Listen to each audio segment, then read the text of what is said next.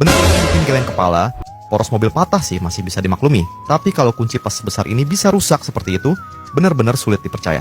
Soalnya, kunci pas ini warisan turun-temurun dari generasi sebelumnya. Dan kalau beli, baru harganya juga lumayan mahal.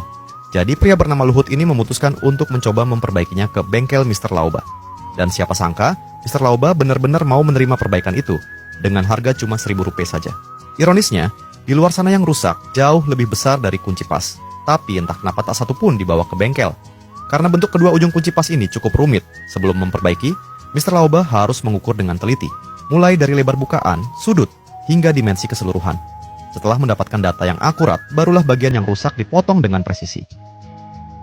Untuk menjaga kekuatan kunci secara keseluruhan, ia memutuskan menggunakan sebongkah besi padat, lalu menyalin bentuk kepala kunci pas lama secara 1:1.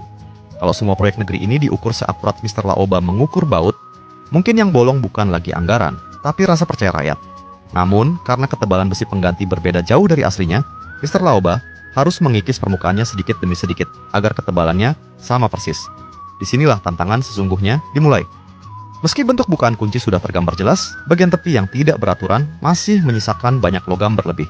Dalam kondisi alat dan bahan terbatas, ia tetap tenang, sabar, tak mudah tersinggung oleh hasil kerja kerasnya sendiri.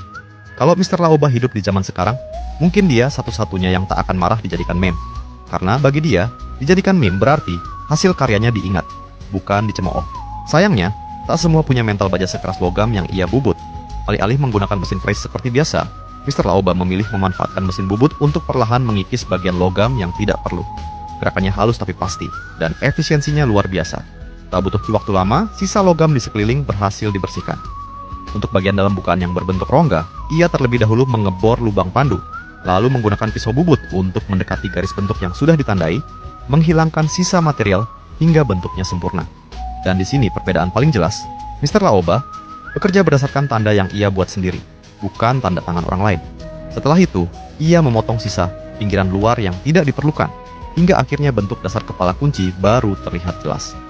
Meskipun masih ada beberapa detail kecil yang sulit dikerjakan di mesin bubut, Mr. Laoba menyempurnakannya menggunakan mesin partai gerinda dengan sangat hati-hati. Tahap terakhir, kepala kunci baru disambungkan ke gagang lamanya dengan teknik pengelasan 360 derajat tanpa celah, memastikan hasil sambungan kuat dan rapi. Setelah melalui proses penghalusan dan pemolesan akhir, kunci pas warisan itu kembali seperti baru. Sementara di luar sana, yang retak bukan besi, tapi janji, dan sayangnya, tak ada tukang las seahli Mr. Laoba untuk menyatukannya kembali. Mr. Laoba pun menutup hari dengan senyum puas, sekaligus mengantongi Rp1.000 sebagai upah dari keahlian tangannya yang luar biasa. Karena di dunia Mr. Laoba, hasil kerja diukur dari kekuatan sambungan, bukan dari seberapa tebal laporan pencapaian.